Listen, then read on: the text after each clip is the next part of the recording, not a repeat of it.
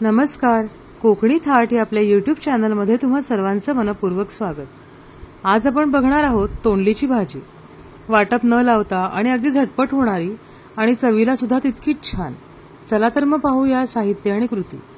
तर या इथे मी तोंडली अशी गोल चकत्या करून घेतल्यात। त्याच्या तुम्हाला हवं तर तुम्ही उभी देखील कापू शकता आणि बऱ्यापैकी पातळ केल्यात, अगदी जाड नाही आणि अगदी पातळ सुद्धा नाही, अशा मध्यम आकाराच्या कापून घेतल्यात।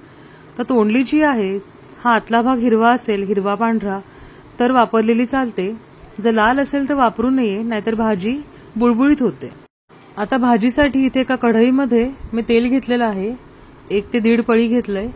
यामध्ये मोहरी घालून घेणार आहे।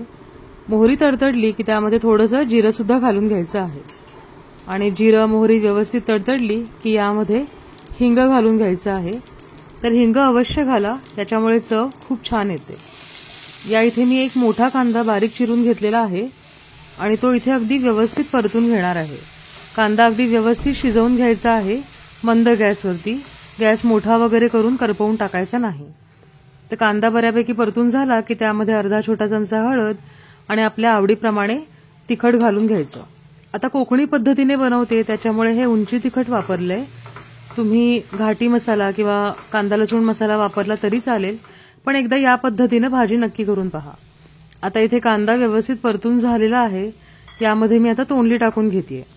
तर या इथे मी अजिबात आलं लसूणचा कसलाही वापर केलेला नाहीये। भाजीची मूळ चव अशी सुद्धा चांगली लागते।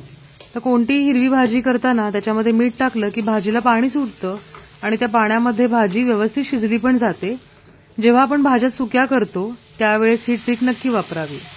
भाजी एकदम खडखडीत सुकी वाटत असेल तर थोडासा पाण्याचा हपका मारायचा आणि भाजी परतून घ्यायची। आणि आता यावर मी खोलगट झाकण ठेवते आणि या झाकणावर पाणी ठेवून देणार आहे, म्हणजे जशी जशी वाफ येईल तशी तशी भाजी व्यवस्थित शिजेल।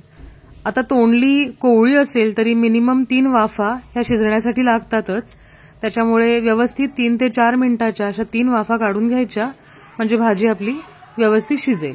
आता मी इथे भाजी सुकीच करणार आहे, त्याच्यामुळे पाणी वगैरे आतमध्ये जास्त काही ओतणार नाहीये। इथे वाफेमुळे भाजीला तसंही पाणी सुटलेलं आहे। चेक करायची भाजी अजून शिजलेली नाहीये, परत आपण याला वाफ एक आणूया, एक 3 ते 4 मिनिटाची वाफ। झाकण ठेवलंय। पाणी जर वरचं आटलं असेल, कमी वाटत असेल तर अजून सुद्धा तुम्ही घालू शकता। दुसरी वाफ आल्यानंतर तुम्ही बघू शकता भाजी हळूहळू आळायला सुरुवात झालेली आहे आणि अगदी जो हिरव्यागार भाजीचा जो एक रंग असतो तो सुद्धा आता कमी होऊन भाजी बऱ्यापैकी ट्रान्सलुसंट म्हणतात तशी झालेली आहे। आता या ठिकाणी मी एक कोकम घालून घेणार आहे, म्हणजे भाजी शिजताना अगदी शेवटच्या वाफेला कोकमाचा पुरेसा एवढा आंबटपणा त्याच्यामध्ये उतरेल। आणि छोट्या सुपारी एवढा गूळ पण घालून घेते। तर चिंच घातली तरी सुद्धा चालेल कोकमाच्या ऐवजी, आणि गुळाच्या ऐवजी साखर वापरली तरी चालेल, नाही वापरली तरी सुद्धा चालेल। पण आज जी आपण भाजी बनवतोय ती कोकणी किंवा ब्राह्मणी पद्धतीची आहे, त्याच्यामुळे चिंच गूळ यांचा वापर केला तर चव खूप छान लागते। आता तिसरी वाफ सुद्धा भाजीला आलेली आहे आणि चेक करून बघितल्यावर तुम्ही सुद्धा बघू शकता की भाजी अगदी व्यवस्थित शिजलेली आहे। लगेच सुटतायत हे जे तोंडली वगैरे आहे त्याचं काप आहेत ते। आता यामध्ये एक छोटा चमचा ओलं खोबरं मी घालून घेतेय आणि भाजलेल्या शेंगदाण्याचा कूट आहे, जरा दरदरीतच आहे, तो आपल्या आवडीप्रमाणे घालून घ्यायचा आहे।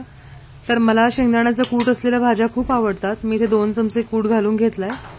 तुम्हाला शेंगदाण्याचा कूट भाजीमध्ये किती आवडतो त्यानुसार त्याचं प्रमाण कमी जास्त केलं तरी सुद्धा चालेल। आता या ठिकाणी आपली तोंडलीची सुकी ब्राह्मणी पद्धतीची किंवा कोकणी पद्धतीची भाजी तयार आहे।